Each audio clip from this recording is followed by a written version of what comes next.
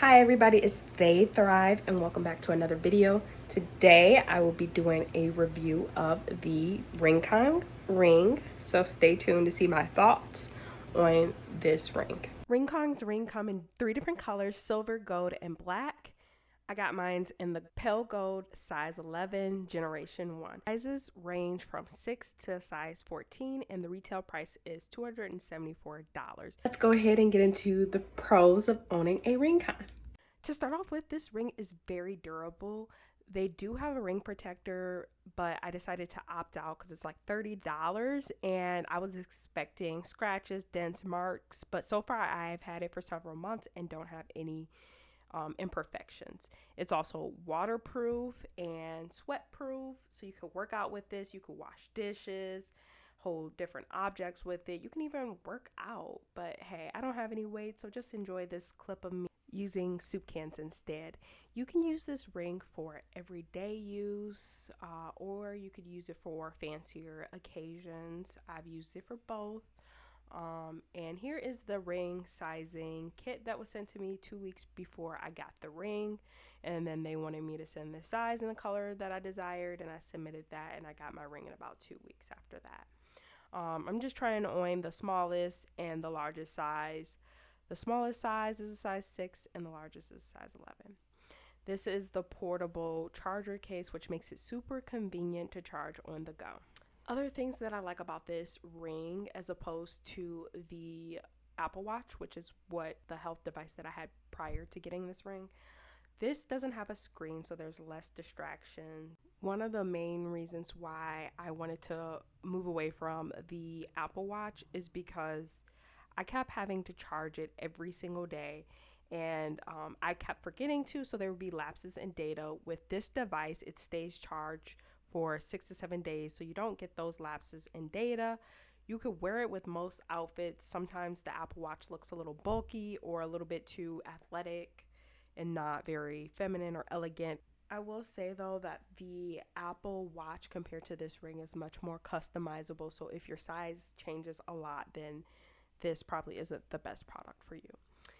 But this is way more comfortable.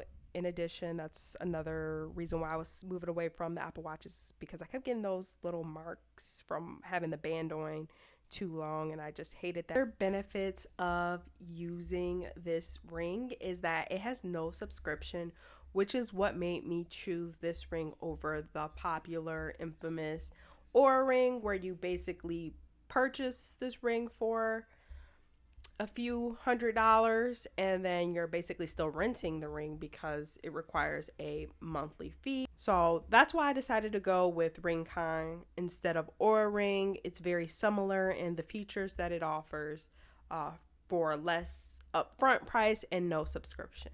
The Ringconn is compatible with both Android and Apple devices, and the major benefit and what I purchased this ring for, other than what I've already told you guys about, is for the stress and sleep functionalities.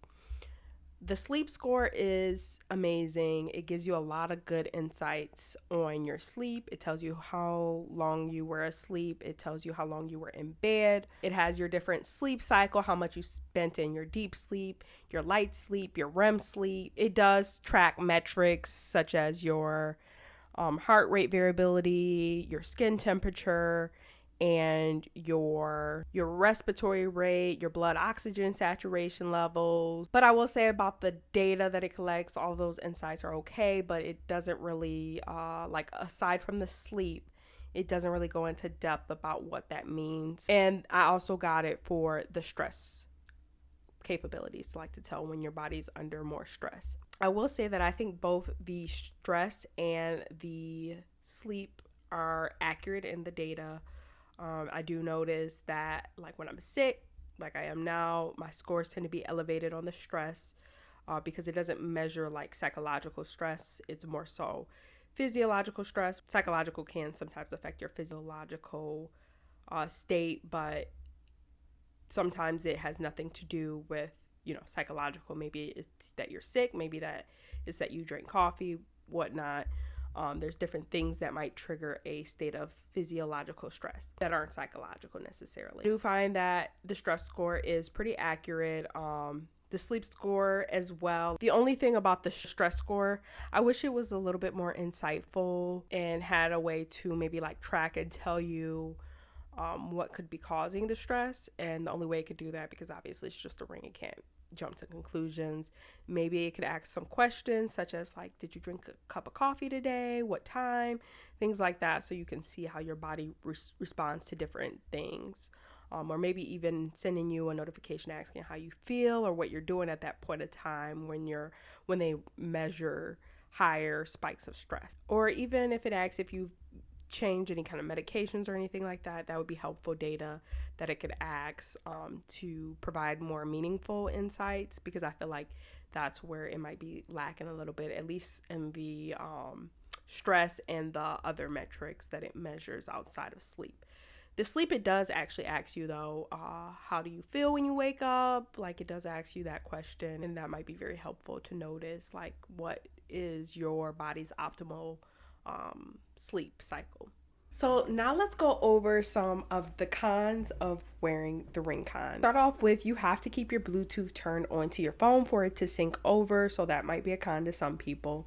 Once you come in contact with your phone and the Bluetooth, it will sync over. It doesn't have as much metrics as the Apple Health, which is what I'm used to from the Apple Watch. However, it does sync with Apple Health, so you can get a lot of those same metrics from your Apple Health once you sync it over and connect it to your Apple Health. Another con of this device is that the activity or exercise tracking is still in development, so it's not as advanced as the Apple Watch or like a Samsung or a Fitbit or anything like that.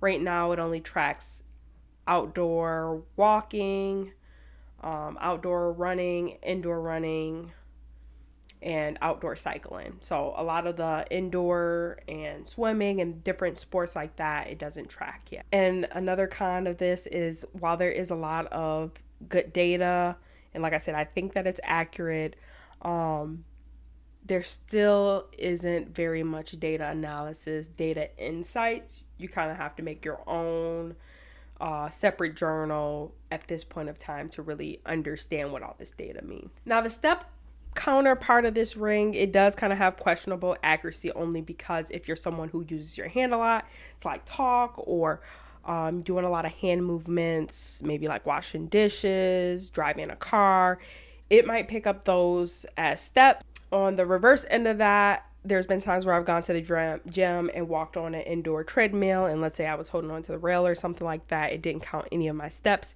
because it's looking for that motion of walking like this. Another thing that I don't like about this ring is that it has limited like sizing options with the Apple Watch, as you guys can see in the video earlier. You can adjust the size to fit a wide range of wrists. This ring, I do kind of alternate. I got it at a size where I could put it on my middle finger and my ring finger, even though it's kind of loose now, which it wasn't when I first bought it, and my pointer finger. So I got it at a size where it could fit all of those fingers. It fits best on my middle finger because it's a thicker ring. But if you lose weight or you gain weight, you kind of have to buy a new ring, and it's kind of expensive to just keep buying, especially if you're someone that fluctuates a lot in weight. This ring probably wouldn't be as desirable as like an Apple Watch because it is kind of like more limited in the sizing department. You also can't really change the color or anything like that, at least now. Like, I wonder if they're going to come out with anything you could put over it to, add decorations, change the color and stuff in the future. But right now you're kind of stuck with the color you got. And I'm starting not to like the pale gold color anymore. Wish I would have gotten either silver or black, probably black. It's a little bit more neutral. Another con to the Ringconn is the period prediction isn't as good as the Oura Ring. I've never had the Oura Ring, so I don't know how well or how accurate that is. But from my understanding, they use your temperature every morning and sync it with the Natural Cycles app, and they could predict when you are on your period, when you're ovulating, when your optimal window to have sex if you're trying to have a baby. So yeah, this doesn't do any of that. it does take your body temperature, but it doesn't use that body temperature to predict your period. The way that it works is that you have to manually enter when you start it, when you end, and other health data from when you first started your period and stuff like that, for it to provide predictions on your period. But it's mainly based off of like what you're predicting. So if you forget, kind of like with the Apple Watch, I would frequently forget to track it on the Apple Watch, and if you forget to track it on the Ringconn app, it won't be very much use. But I will say, like, I have remembered to track it since it's rolled out. The feature has rolled out, and it's been pretty helpful. It's been pretty accurate, give or take maybe 1 or 2 days. Another thing that I wish that this ring does, not that any of the other rings do it, but I know that they recently announced that for the Generation 2, they're going to have a sleep apnea tracking feature or notification feature, which is nice. I do want to see more like actual health benefits or health alerts to this. Maybe like if it could notify you that you might be experiencing like some kind of health emergency, or maybe you need to go to the doctor to get this checked out. It would be nice if it had that feature. So, but right now where it's at is okay. You know, like I said, I do prefer this over my Apple Watch. However, still got some things that it could work out. So I hope this was helpful. If you guys have any questions, please leave it in the comments below, and I'll make sure to answer it in the description. Thank you guys for watching. Bye-bye.